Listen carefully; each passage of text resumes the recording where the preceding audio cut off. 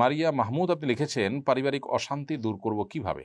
পারিবারিক অশান্তি বলতে যদি স্বামী স্ত্রীর মধ্যকার দাম্পত্য কলহ বা স্বামী স্ত্রীর মধ্যকার সমস্যা হয়ে থাকে, তাহলে সেক্ষেত্রে আমরা বলবো এটি দূর করবার জন্য মূলত সবর এবং শকরের চর্চার কোনো বিকল্প নেই। স্বামী স্ত্রী উভয়কে সবর এবং শকরের গুরুত্ব বোঝাতে হবে, বুঝতে হবে।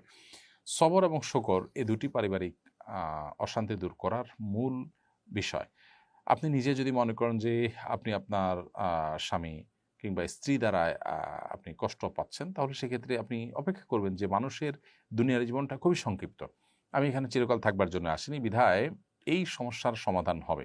আমি একসময় আমার মৃত্যু হয়ে যাবে, সে আমাকে চিরকাল কষ্ট দিতে পারবে না, অনন্ত অসীমকাল তো আমার সামনে পড়ে আছে। আসল শান্তির জায়গা সেটি। অতএব আমি সবর করবো ইনশাআল্লাহ তাআলা। সেই সাথে শুকর আদায় করা যে আমি যে কষ্টে আছি এর বাইরেও আমাকে কিছু আল্লাহ তাআলা ভালো দিক রেখেছেন, ভালো অবস্থা রেখেছেন, যেই ভালোটা অনেকের মধ্যে নেই। অতএব সেই জায়গা থেকে আল্লাহ তাআলার কাছে শুকর আদায় করতে হবে। তো এই সবর শুকর হলো পারিবারিক অশান্তি দূর করবার জন্য সবচেয়ে বড় নিয়ামক বিষয়। তারপরও আরও ডিটেইল বলতে পারলে আমরা হয়তো আপনার প্রশ্নের উত্তরটাকে আরও একটু ডিটেইলভাবে দিতে পারতাম।